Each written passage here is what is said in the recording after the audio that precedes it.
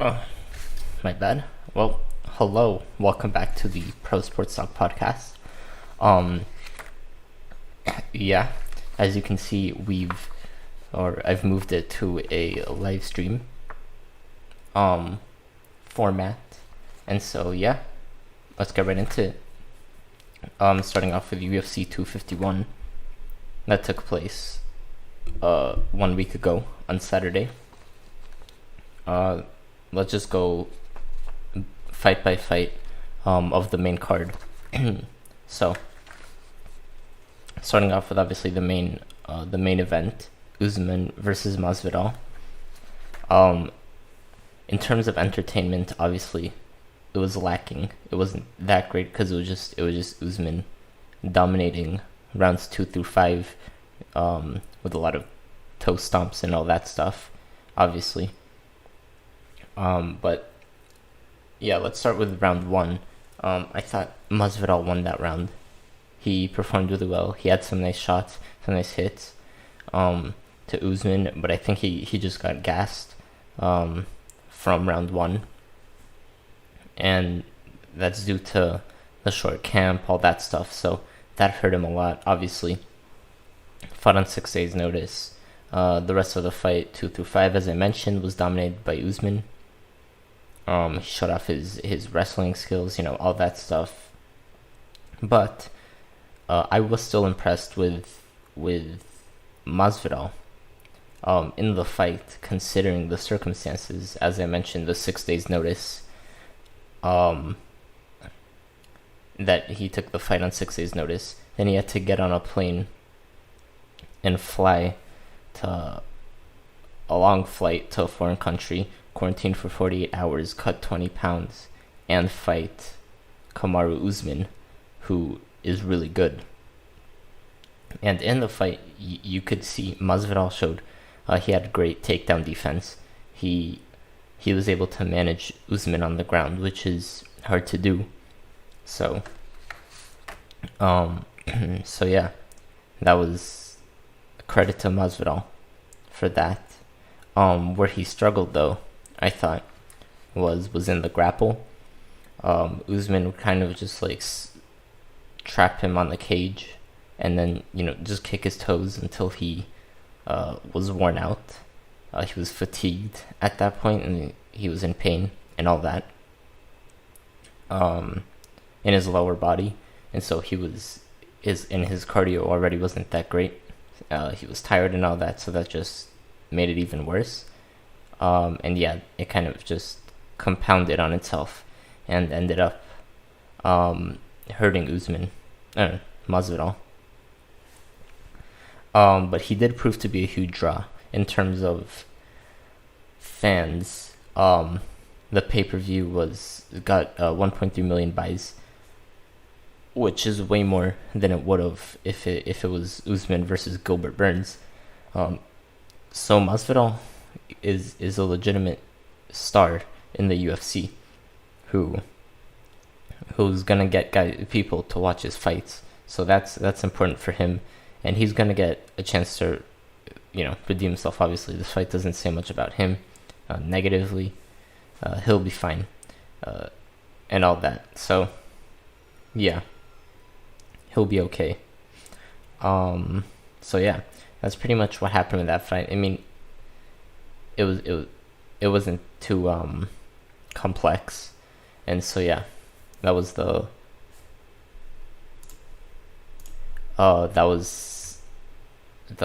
Masvidal Usman fight. Moving on to the next fight, another title fight, Holloway versus Volkanovski.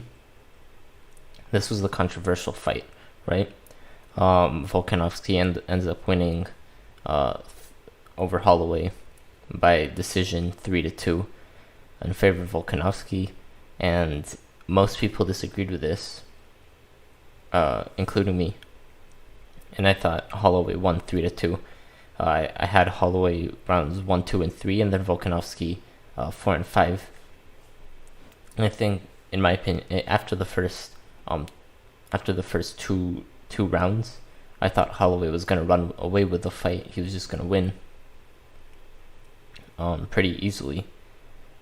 Well, not easily, but I thought he was gonna run away with it because he was really dominant the first 2 rounds. And so you have to give Volkanovski credit for being able to mentally bounce back from that and physically, from being taken down in the first 2 rounds, and to make round 3 really close, the deciding round, and then rounds 4 and 5 he won. But I thought round 3, Holloway won, and it's unfortunate that the judges, at least in my opinion, messed it up, and he didn't win the fight. But overall, I think it was a good fight, obviously, with just an unfortunate result. But yeah, that's the problem with judges, they're just wrong a lot. So that's the thing. And I mean, I don't think this affects Holloway negatively. I actually think it helps him in terms of his starter quality, I guess, or his appeal for fans, because now they're gonna wanna tune in and support him, because they feel like he was robbed of something that he deserves, and so I think it's good for him. But yeah, it was a good fight, a great fight, with an unfortunate result. Now the third title fight, but the first one that happened of the night, was Jan versus Aldo, right? And we all saw that, saw what happened. Jan destroyed Aldo, the entire fight really, and he's a beast, and he deserves to be the champion. And Aldo showed heart. He hung in there even though he was getting pummeled by Jan. He was holding on, and he just couldn't, he couldn't hold on for that long. He's past his prime, I think. And so, yeah, he was beaten up pretty bad. And the fight should have been ended earlier than it was. And that's on the referee, obviously. I don't know what he was thinking, letting the fight go on, because that fight was over for long before the referee actually called it, and Aldo was just taking unnecessary punishment, which he shouldn't have to at that point. So that's the Jan versus Aldo fight. Moving on to the Namajunas versus Andrade fight. Entertaining fight. It was an awesome fight. And yeah, I mean, 5 rounds. We saw how it went down. It was awesome. Big hits, good fighting, and all that. Skill. Namajunas won, obviously, in the end. And yeah, I mean, you have to give credit where credit's due. Namajunas was able to take some big hits and stand in there, and so deserved to win. And I think it'll be interesting to see if she fights Zhang Weili, and how she's able to do. Zhang Weili is obviously the champ of that division. Yeah, so we'll see.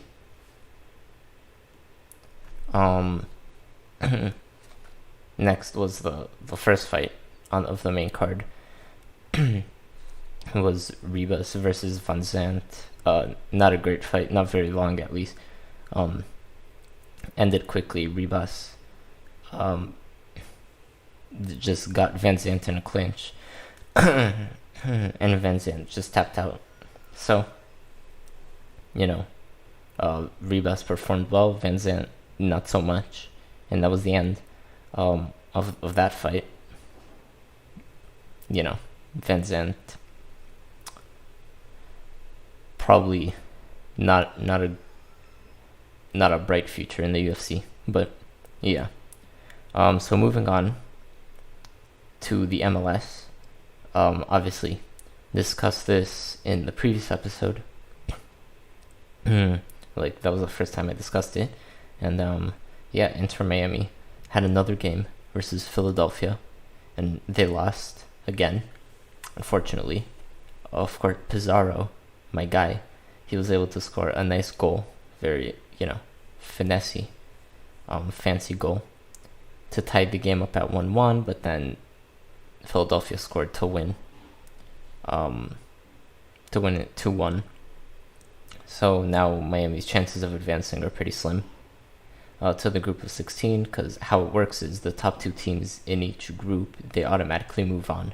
And in Group A, which is where Miami is, the top two teams already locked in, which is Orlando City and Philadelphia. So they're moving up. And then 4 third place teams also move up. And so that's Miami's only hope.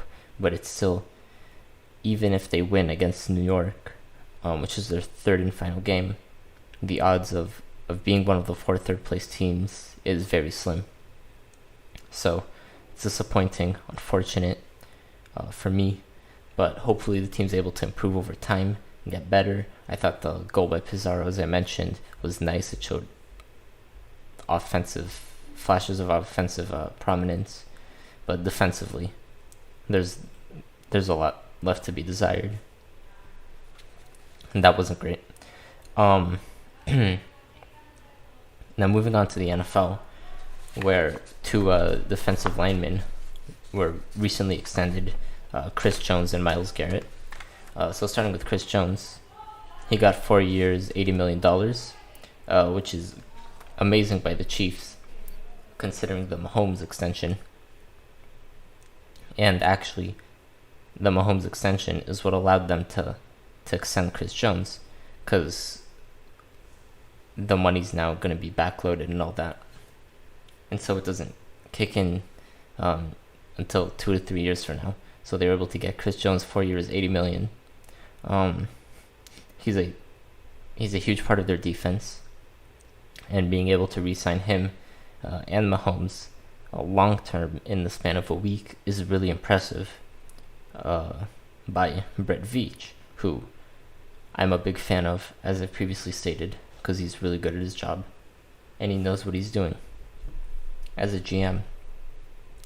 Moving on to Myles Garrett, 5-year, $125 million. That's a lot of money. He's now the highest paid defensive player in the league. And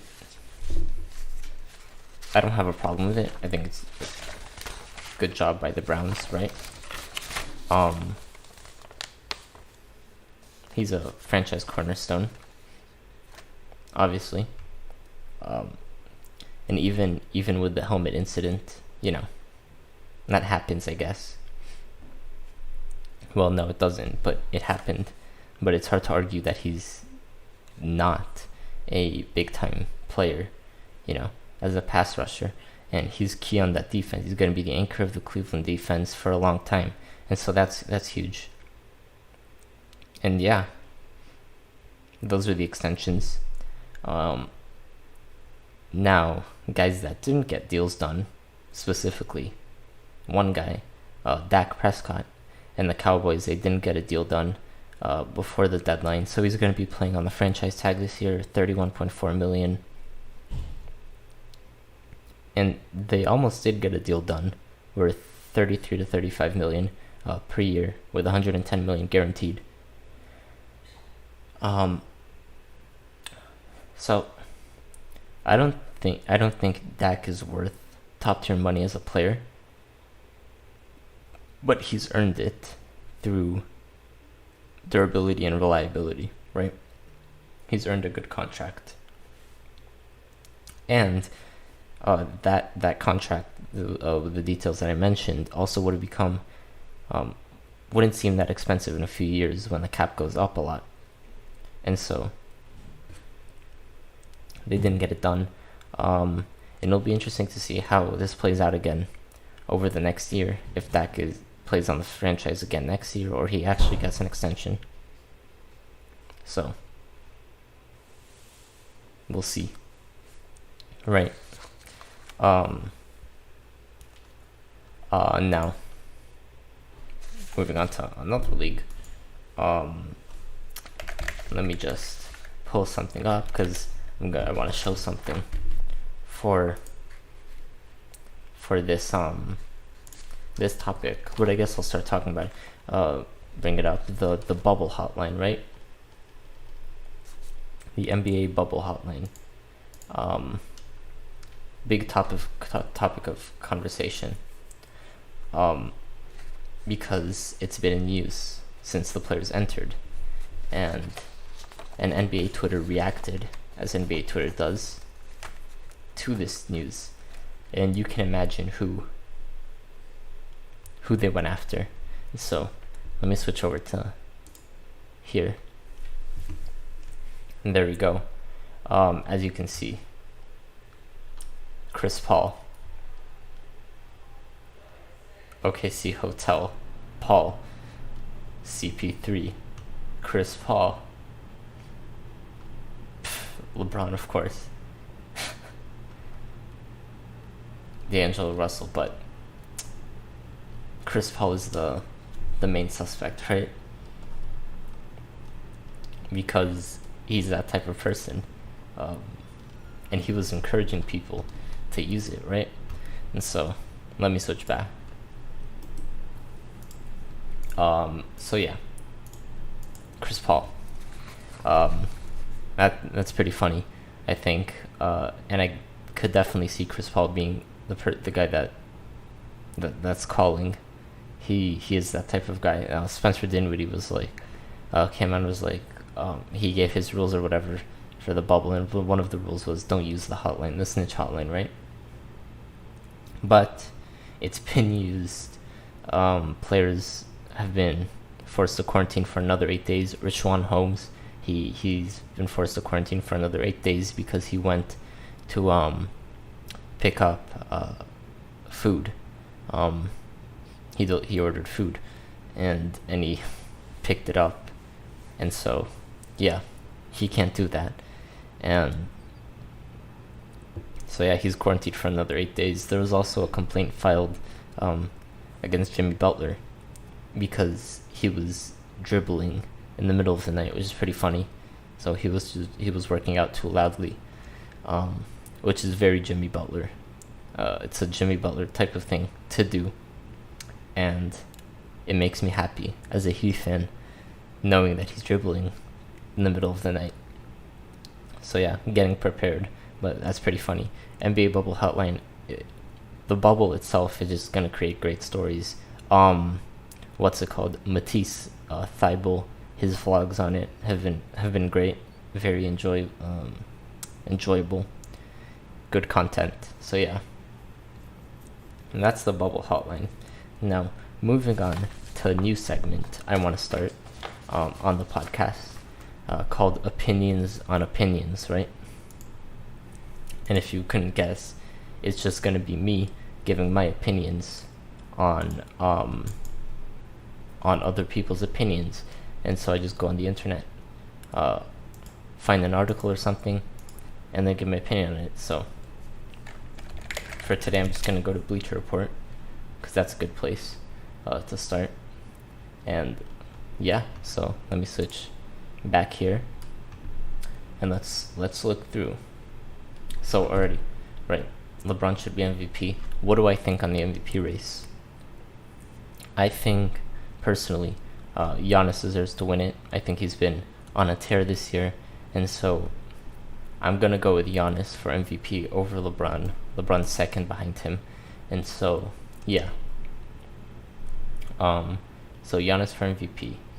Now, let's click on this article. The under 23, referring to their age, NBA prospects with the most improved in Orlando. So let's just go. There's only 5. Let's go through this quickly. Jared Allen. The Nets are terrible. None of their players are playing.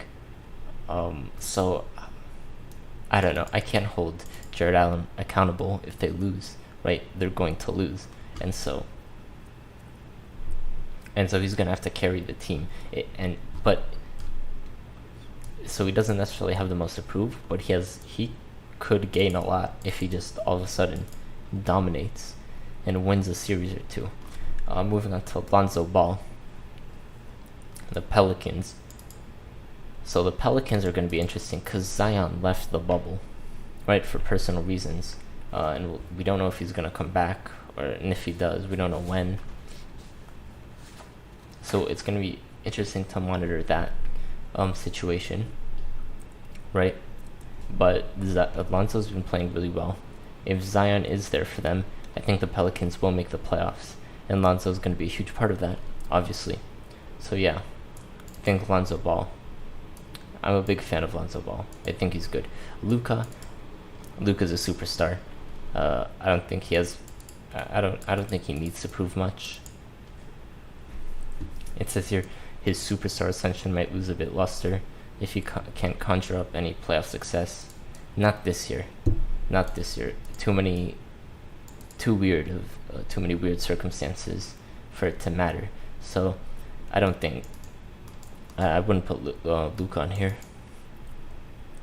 Moving on to Brandon Ingram. Again, the Pelicans. Already mentioned the Pelicans. I think Brandon Ingram's good.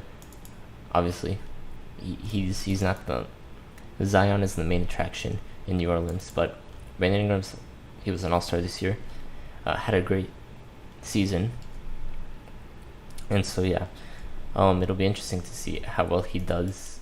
He has a lot to prove, I think. Can he keep playing at that all-star level? Can he play at that level with Zion in the lineup consistently? Because we didn't see much of Zion, so we don't really know.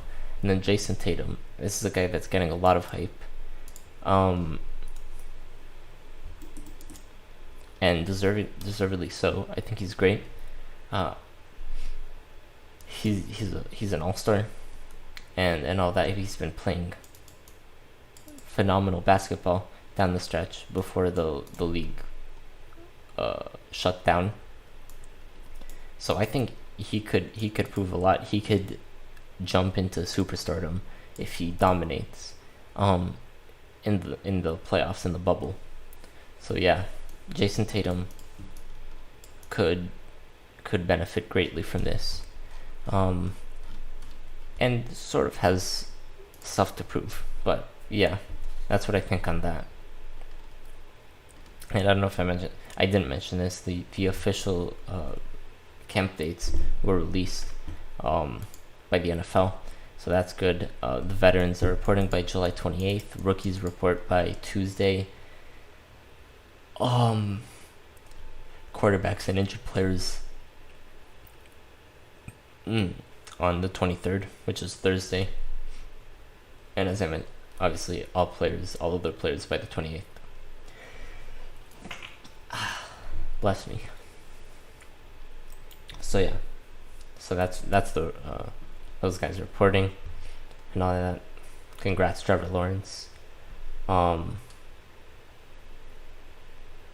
Okay, this is kind of interesting. I don't know. I don't follow international soccer really, so didn't know about that. Okay, it's wild, I guess. Let's see what else is in here. Let's go individually to NFL. Redrafting the 2011 draft. Let's see this. Cam Newton number 1. Yeah. I mean, yeah. He won the MVP, took them to the Super Bowl. Yeah. Even though he's not there anymore. That was injuries and stuff, but yeah. JJ Watt number 2 over Von Miller.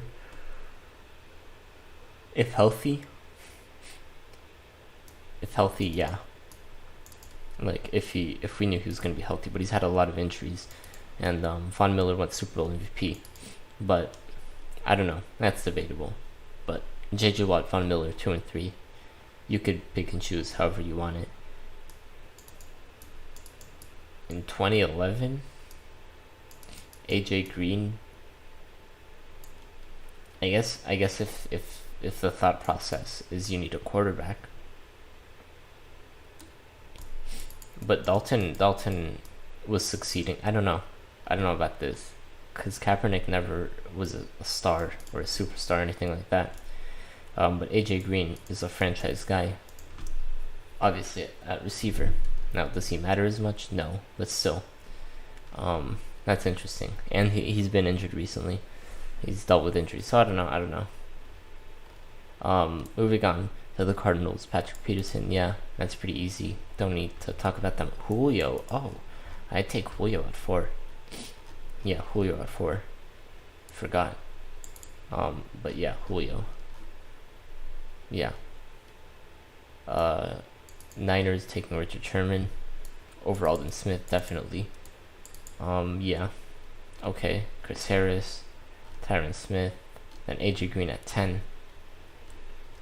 Andy Dalton. Oh, right. Andy Dalton was drafted in 2011, so they wouldn't even have Andy Dalton. Okay, I got it. Okay. Cameron Jordan at 12. Kerrigan, Justin Houston. Dolphins, Jason Kelsey. I mean, we took Mike Pouncey, so just a different center. Both great, but yeah, Jason Kelsey's better. So I'd rather have him. Anthony Constanzo, a bunch of alignment here. Gerald Casey at 18. Mike Pouncey at 19. Mark Ingram moving up to 20. Doug Baldwin, of course, retired now.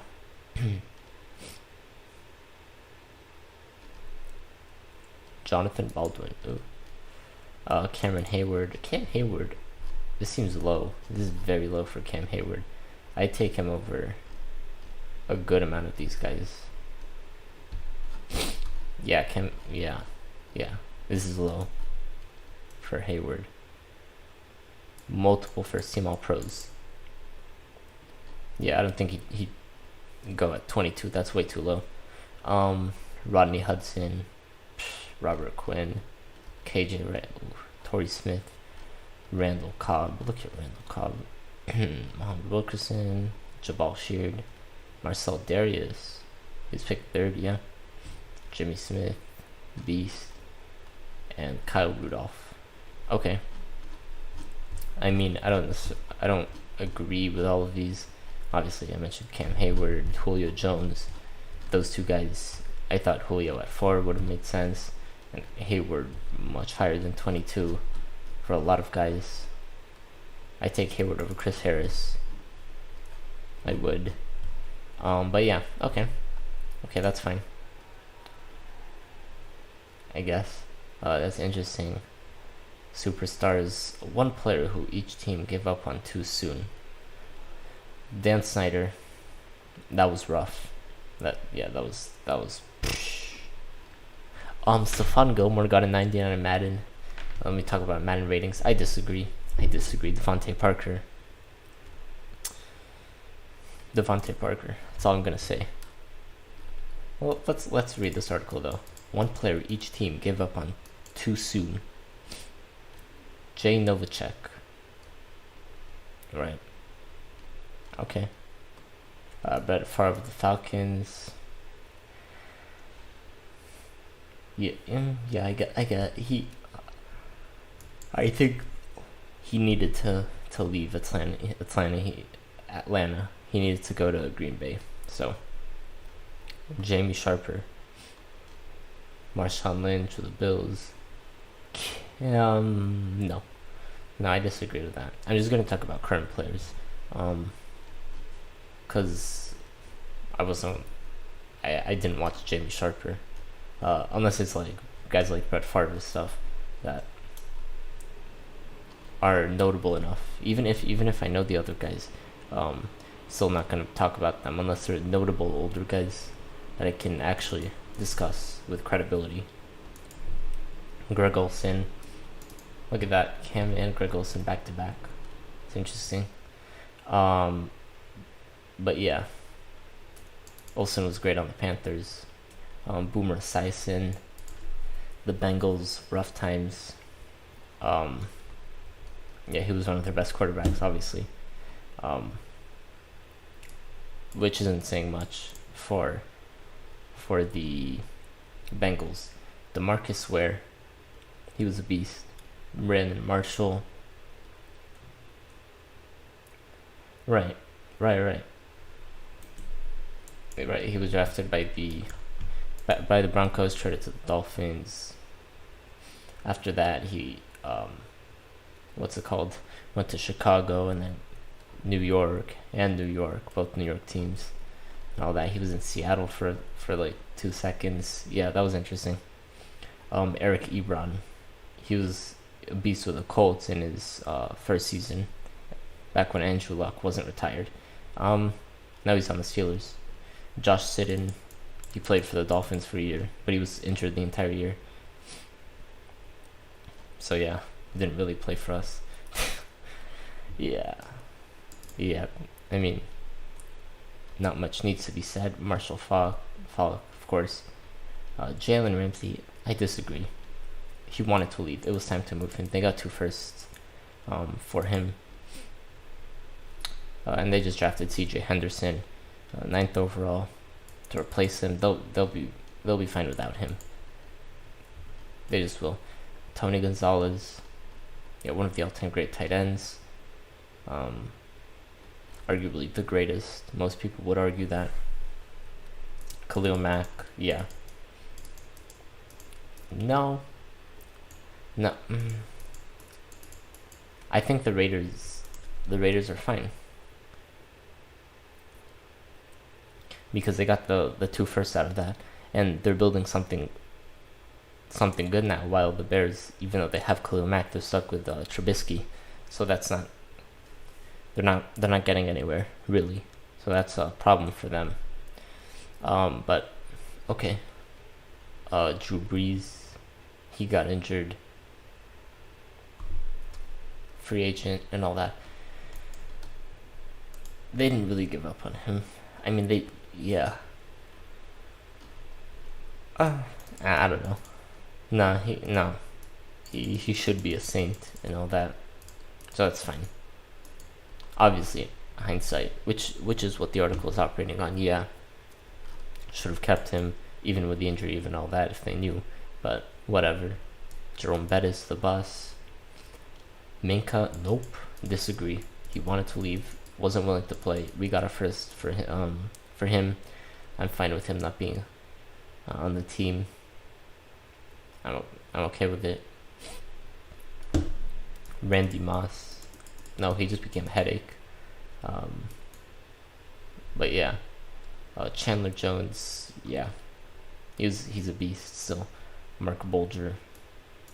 I mean, do they eventually got Drew Brees. His departure led to Drew Brees' signing. So, yeah, Darrelle Revis, he came back to them, but in his prime, one of the all-time great corners, arguably second behind Deion Sanders, Sonny Jurgensen, Len Dawson, obviously, all-time Len Dawson. The Len Dawson photo, all time. You know what I mean?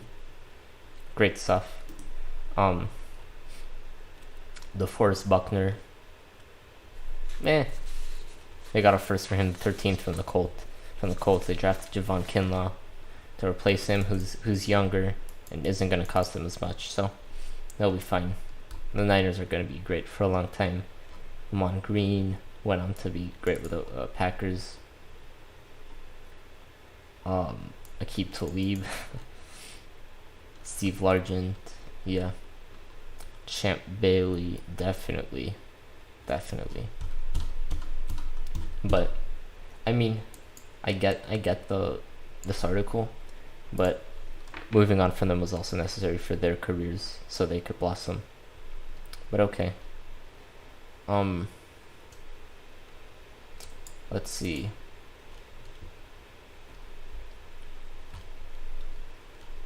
Oh.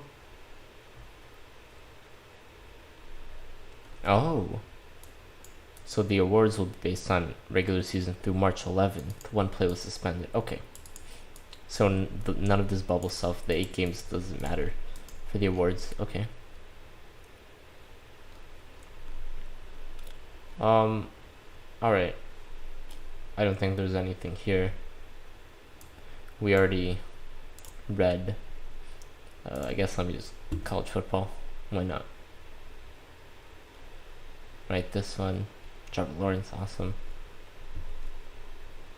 Tommy Brockermeyer. The Tide. Wait. No, different guy. There's a 5-star defensive end. I think it's the number 2 ranked guy. But he's going to Ohio State. Okay. And this guy's an OT. Right?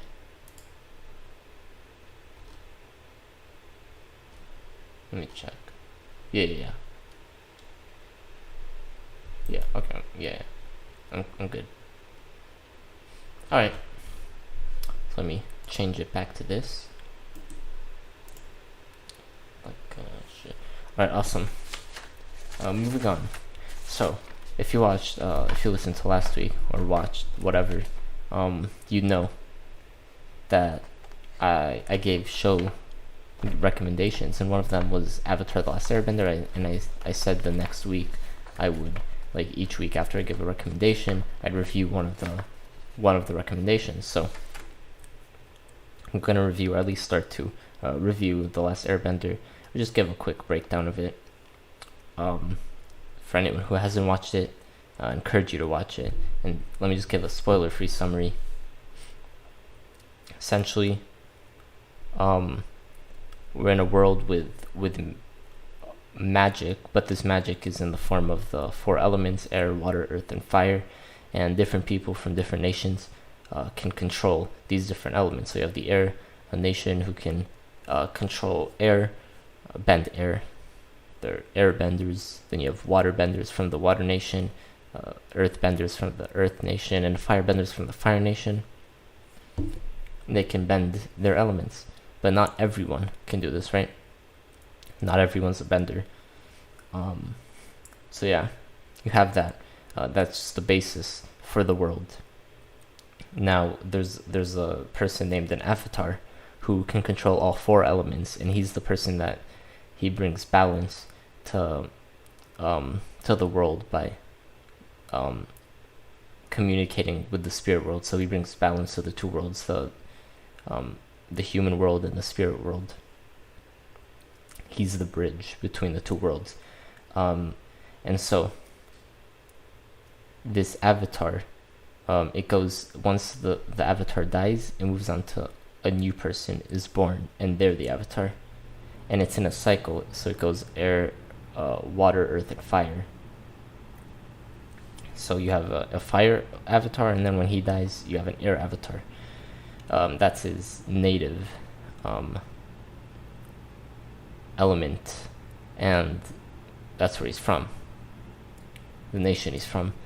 And so we start off, meeting the characters. So basically, the avatar, he's gone missing for 100 years. In that 100 years, the Fire Nation has launched a war. They've launched a war on all the other nations to conquer and take over and be the dominant nation, and that everyone listens to them, essentially does what they do. And so the avatar's missing for 100 years. In this time, the Fire Nation, they take over a lot of stuff. A few places they haven't been able to conquer, such as Ba Sing Se, the great city of Ba Sing Se with its walls. They weren't able to conquer that. So, beginning of the show, we meet 2 characters, Katara and Sokka, and they're on the water. They're both from the Water Nation. And Katara's a waterbender, Sokka's not. They're siblings. Sokka has a boomerang. And they're just in the water on their boat, little canoe. They're just, moving along. Then they encounter this iceberg or whatever. They poke it, and out comes Aang, who's the avatar that was missing for 100 years. So they encounter him. They go on a journey with him, 3 seasons, and they need to work to save the world from the Fire Nation. And they meet new people along the way, such as Toph. And these characters are all great, and every character gets an arc, so they all develop, every single one. Doesn't matter who it is, whether it's the good guy or the bad guy or whatever. and you don't know who's a good guy or who's a bad guy, because I'm not going to spoil, obviously, but it's great. It's great because the character arcs, they develop in ways so that a bad guy can become a good guy. So yeah, it's a great show. One of the greatest shows I've ever seen. Best shows of all time. In that it's anyone can watch it. It's supposed to be a kid's show, but it's like also super deep and stuff and awesome. And so Avatar: The Last Airbender, watch it. It's a must watch. Watch it. So yeah, moving on to this week's show recommendations, but I'm making it show/game recommendations because this week is going to be a game, and that's the only recommendation that I have. That's Ghost of Tsushima, the new game on PS4 that I don't have, but I've been watching a walkthrough of it. Chris Smoove has been playing it, so I've been watching that. He hasn't finished; he's 10 episodes in so far. But yeah, it's a great game, and I recommend playing it or watching it or whatever, watching someone play it, all that. So that's my recommendation. If he finishes the game by next week, then I'll do a breakdown on it. And if not, I'll do a breakdown when he finishes, basically. So that's guaranteed to come. And yeah, that's pretty much it for the Pro Sports Talk podcast. So I'll see you next time on listening. Bye.